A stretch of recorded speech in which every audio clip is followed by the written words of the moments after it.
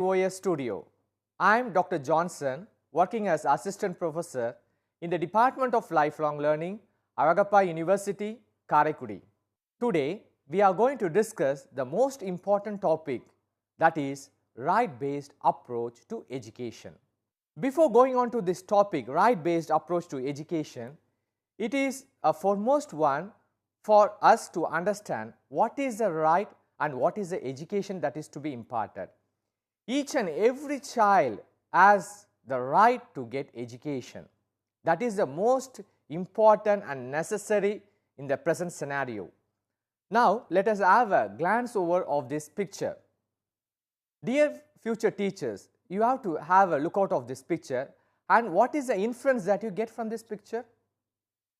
Hope. You see over the picture, and it is clearly visible over. A boy and a girl are having a slate, and in that slate what is written over there? Right to education. Therefore, what is the inference that you get over from this picture? There are two inferences. One is that whether it is a boy or a girl or a transgender, whoever it might be, they have the right to get education. Another thing which is entering over, or which is there over, which we are inferring from the picture, is that they are saying, they are advocating another one thing, that is yes to education and no to work. That is the one which we will be inferring from the above picture.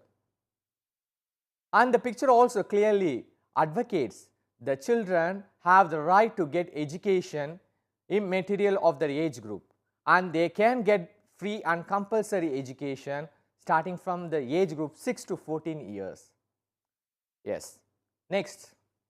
Now, this right-based approach to education, what it is going to do in the society, or how is it going to help us over in the present scenario? See, education is the most important one, and it is to be imparted to the children of all the age group, because it is the one which is going to bring over the upward mobility in the society. And apart from that also, we are also making the children to learn to get educated. Through the education, they are getting development, and through the individual development, what happens? They develop the society also, and through the society they will develop the countries also. Therefore, this education is the one which brings over an upward mobility and makes them to come to an higher strata in the society. Therefore, another one important point we have to look out over is that education plays a crucial role in improving the quality of life of an individual and society. It provides critical inputs for economic prosperity, scientific and technological advancement, thereby helping to combat poverty and foster the social equity. It is the one which is helping us to fight the poverty and foster the social equity.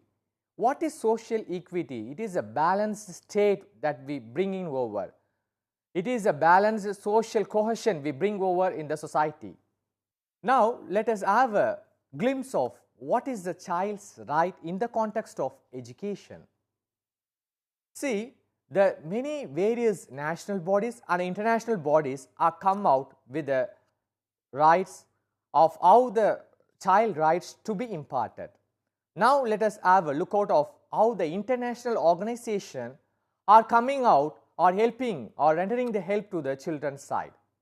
Now, let us see over the United Nations Conventions on the Rights of the Child, namely UNCRC, or we shall also say it as CRC. It has given the definition of the child as a child means every human being below the age of 18 years. This is the definition which is given by UNCRC. Another is that the Article 26, it is also a thing which we have to know about how the international organization is helping out. What is Article 26? As a future teachers, please have a look out of what is Article 26 and what does it advocates.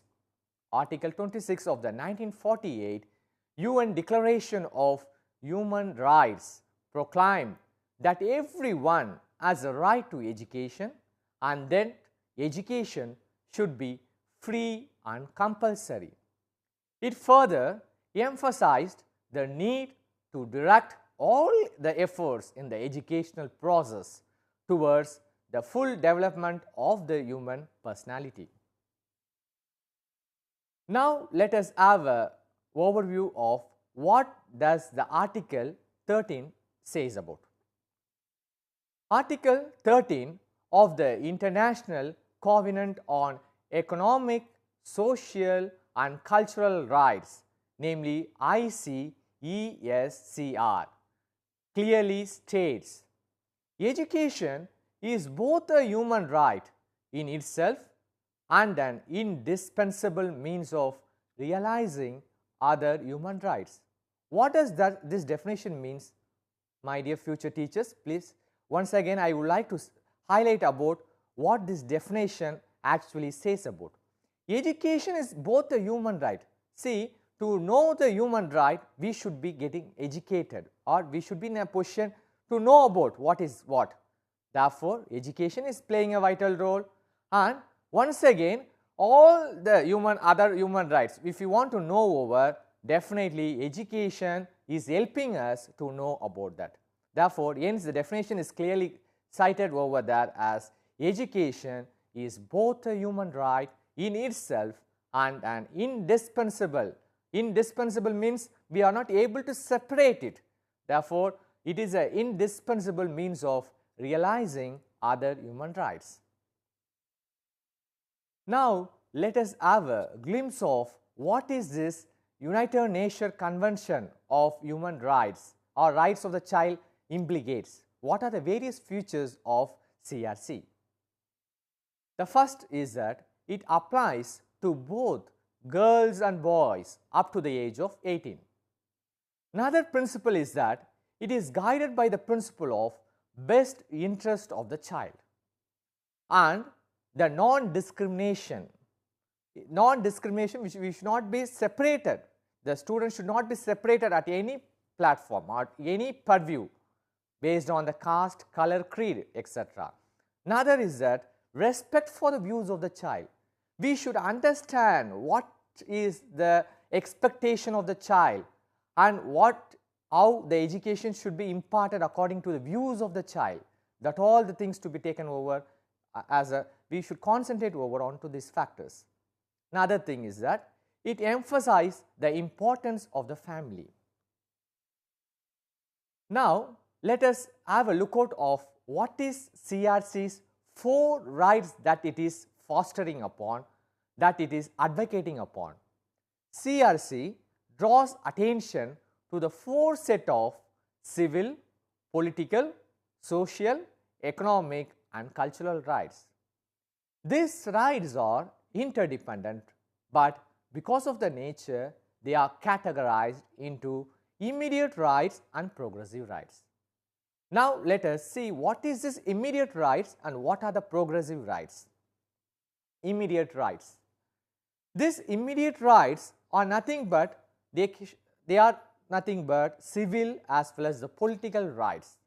Civil and political rights comes under this immediate rights, which includes the issues related to discrimination. You know what is discrimination? We should not separate. Next is the punishment. We should not punish the children if that is an offense, of course. And right to fair hearing in criminal cases. Whatever criminal cases, if they are indulged over also, there should be a right in hearing the case by fair means. And separate system of juvenile justice. This juvenile justice, there are juvenile courts are there over, and juvenile rights is there. In the year 2015, juvenile rights have been passed upon. But what happened on 15th August 2016, what happened? The children of the age group 16 to 18, if they are involved in the heinous activities, it is considered as a crime and they are considered as the adult peoples, and therefore they will be punished over. That is what this juvenile justice just turned over as a amended law in the year 2016 on 15th August. Those whoever commits mistakes of the age group from 16 to 18 will be, if they are doing heinous activities, definitely they will be considered on par with the adult, and therefore accordingly the judgment will be given over to them. That is the thing. A separate system of juvenile justice is there over. Another is that right to life, to live in the society, they have the right. Another right is that to nationality, and another right is that reunification with the family. If they are separated from the family, they have the right to live with their parents. That is what said over in this immediate rights. Now let us have a glance and view of what is this progressive rights mean. The progressive rights demand immediate attention and action. The progressive rights include mainly health, education and other economic, social and cultural rights. When I say health, it is most important. When I say education, that is also most important factor, and economic, social and cultural rights. Therefore, economic strata to be whatever economic, social strata they are, they have to make them to come to an higher strata, and social and cultural rights once again you know very well. Therefore, as practicing teachers, because once again I repeat, as practicing teachers, you must ensure that children under your supervision are protected from all forms of exploitation, abuse, inhuman of degrading treatment and neglecting the students. Now let us have a look out of what this right to education as a human right. What are the national agencies which advocates over for the right to education as a human right? The first is that right to free and compulsory elementary education for all the children in the age group 6 to 14 years, and this is clearly cited over in the Article 21A. Next comes Article 24. What does Article 24 says? It says that rights to be protected from any hazardous employment till the age of 14 years. What is this hazardous employment? Putting the children over in various factories, various industries, giving them a laborious hard task over, and that should not be done. That is the one which protects the children from all vulnerable activities. This right serves for the children and safeguards them. Next is Article 39E. This Article 39E depicts rights to be protected from being abused and forced by economic necessity to enter the occupations unsuited to their age or strength. Then comes Article 39F. Article 39F clearly states that right to equal opportunities and facilities to develop in a healthy manner and in the conditions of freedom and dignity and guaranteed protections of the childhood and youth against the exploitation and against the moral and material abandonment. Now let us have a close look of what the right of children to free and compulsory education Act 2009. The Government of India launched Sarva Shiksha Abhiyan SSA in 2000 to extend the mission of universalization of elementary education in all the 38 states and union territories. The earlier directive principle became a fundamental right through the 86th Constitutional Amendment Act 2002. The right of children to free and compulsory education, that is Act 2009, represents the legislation envisaged under Article 21A. Then what does Article 21A states? That it is right to education. The state shall provide free and compulsory education to all the children of the age of 6 to 14 years in such manner as the state may by law determine. Now, let us have a closer look of what does this RT Act 2009 says. The RT Act 2009 along with the Article 21A inserted in the fundamental rights of the Constitution of India and has become operational from 1st April 2010. Right of education, which is a basic fundamental right, is guaranteed to every child in the age group of 6 to 14 years, following the principles of equity and non-discrimination, free from anxiety, stress and fear. What does this equity means? It is a state of fair. We have to maintain a fair state, and non-discrimination, you know very well, without any separation and free from anxiety, stress, fear, trauma, phobia, all those things. Now, let us see what are the salient features of the RT Act 2009. This Act makes education a fundamental right of every child between the ages group of 6 to 14. The government schools should provide free education to all the children. See, when I say free education, what does it mean? See, in many private schools, you go over and make your wards to be enrolled over in the schools. You pay tuition fees, you pay extracurricular fees, all the extra fees you pay over. But in the government sector, what does free education means? It gives over education in a free mode, and apart from that, it also gives over notebooks, pen, pencils. Understood? What are the things needed for the students? It gives in a free mode. Therefore, the government schools provide free education to all the children. Another, the state shall provide the school in the neighborhood within 3 years from the enactment of this act. See, when I say neighborhood, what is that? What this means? See, for easy access, the school as well as should be a platform for easy access to the students.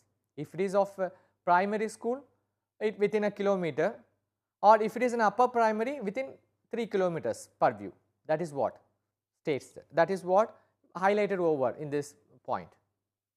Another, private schools shall admit at least 25% of the children in the schools from poor families. This is most important one. See, nowadays every parent will aspire their wards to put them in private schools. Therefore, what happens? Everybody is aspiring to put them in the private schools, even in at any cost. They want their wards to put getting their education in the private school. It creates a mindset among the parents, and also it becomes a social strata, recognition of a high strata in the society, putting the wards in the private schools. But what about the children of the marginalized group, children of low economic group, children of the minority, children of tribal area, children from migrated area? What happens to them? If their parents are also interested to get education, to get enrolled their wards in private schools, this is very much helpful for them. See, 25% of the children, they can get over admitted in the private schools also, and there is a provision for that too. That is what this RT Act 2009 states that. Another thing is that this act also provides that no child shall be held back. See, we should not drop out any child from the regular system of education, because they are having the right to get education, and there should not be any dropouts. That is what this RT Act 2009 mainly emphasize upon. Next, it also mentions that each child is given age appropriate education. This is another thing which we have to discuss over. See, age appropriate education, how we shall give age appropriate education? See, if the children are around, say, he is 9 years, but he has not had schooling in a regular formal mode, sometimes he has dropped out from the formal system of education, but if he is getting admitted according to his age, we should put him in the system. Then how to see, he didn't have the formal system of education regularly, means then how we will be able to make the child to cope up with the system, the formal system? We have to give them bridge-on courses. We have to concentrate on the child, and the teacher should help the child, and he or she should provide the bridge-on courses to the child. Though he is admitted according to his age, but still he didn't have the formal system of education, or he is a dropout, we have to give him a bridge-on course education. That is what this RT Act 2009 mainly emphasize upon. Another idea is that school should have adequate number of teachers and classroom. This is one of the important concern that we have to look upon. See, adequate number of teachers and classroom, without giving the proper quality and without proper teachers in the classroom, no wonders will happen in the classroom. Then students' enrollment also will be declining. Therefore, based on that only it has come out, school should have adequate number of teachers as well as classroom. Therefore, they will be very much happy, they will have a joyful learning in the classroom systems.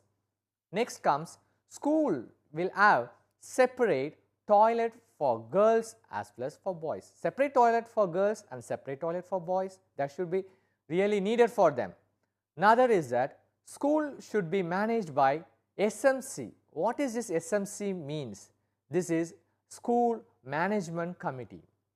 A school management committee normally will take over from, it will be compromising of all any teachers, or the headmaster will act over. Another thing is that the community people also will be part and parcel. The women in that group also will take part in the school management committee. They will also act as a member. RTE reiterates that access not only denote physical access, but also ensuring the social access by the way of addressing exclusionary practices in the school. And then school mapping exercise will have to be incorporated in the social mapping, which means that the children from socio-economic backward groups are getting enrolled.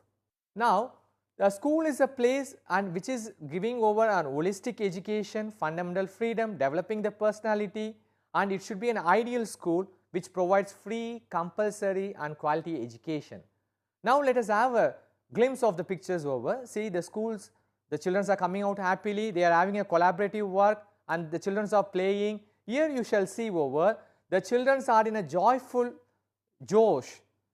The last children is a specially educated, is a student of physical deformity, the last child, but still he is very much happy in the formal regular system of education. That happiness is seen in the picture. Now, let us have a quick recapitulation of what we have been discussed in this session.